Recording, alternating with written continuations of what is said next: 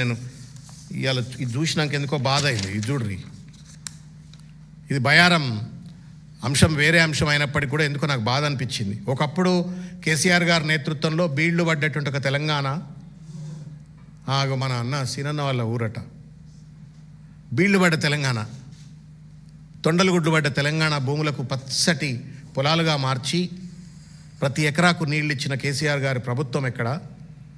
పంట పొలాలకు ట్యాంకర్లు తెచ్చుకొని వాళ్ళ రేవంత్ రెడ్డి గారు కష్టపడి ఏం శ్రమ చేసినవా? నువ్వు నిజంగా నీకు దండం పెట్టాలా?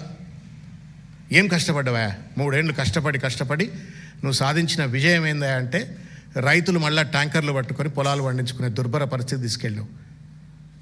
కాళేశ్వరం నీళ్ళు ఎత్తిపోయామంటే కన్న కూతలు కూస్తావు, రక్తం ఇయ్యమంటావు, ఇష్టం వచ్చినట్టు మాట్లాడతావు. దీనికి సమాధానం చెప్తాడా రేవంత్ రెడ్డి అని నేను అడుగుతా ఉన్నాను.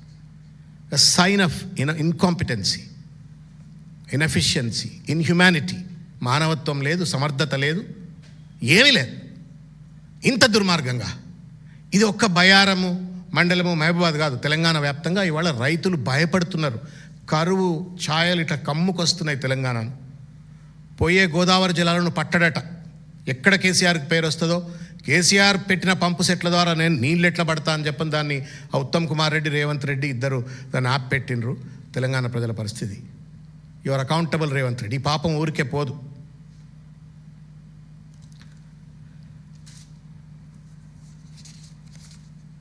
Thank you. చూపెడుతుంటా ఒక మాట, ఒక వీడియో చూడరు ప్లీజ్. దీనికి సంబంధించింది, ఈ కథకు సంబంధించింది. నాకు ఎంత బాధ అనిపించింది నిజంగా అది. అంటే చూడండి, ఎంతమంది పాపం ఆ ట్యాంకర్ అన్న తెచ్చుకునే కెపాసిటీ ఉంది కాబట్టి తెచ్చుకోండి. ఇక మరి పెళ్ళ పుస్తమెట్టలు అమ్మిండా లేకపోతే ఏం అమ్మిండో తెలియదు పాపం. నార్మళ్ళు. ఇది రేవంత్ రెడ్డి యొక్క గొప్పతనం. ఇది ఈ పెద్ద మనిషే రక్తం కావాలంటున్నాడు, ఈ పెద్ద మనిషే బండబూతులు తిడుతున్నాడు నీళ్ళు ఇయ్యమంటే. గోదావరి జలాలు ఎత్తిపోయామంటే ఆంధ్రాకు తరలిపోతుంటే నిమ్మకు నీరెత్తినట్టు వ్యవహరిస్తూ బూతులు మాట్లాడుతున్న రేవంత్ రెడ్డి గొప్పతనం వల్ల రైతులు ఇవాళ ట్యాంకర్ తెచ్చుకొని ఇవాళ పంటలు పండించుకోవాల్సిన పరిస్థితి ఏర్పడ్డది. సిగ్గు.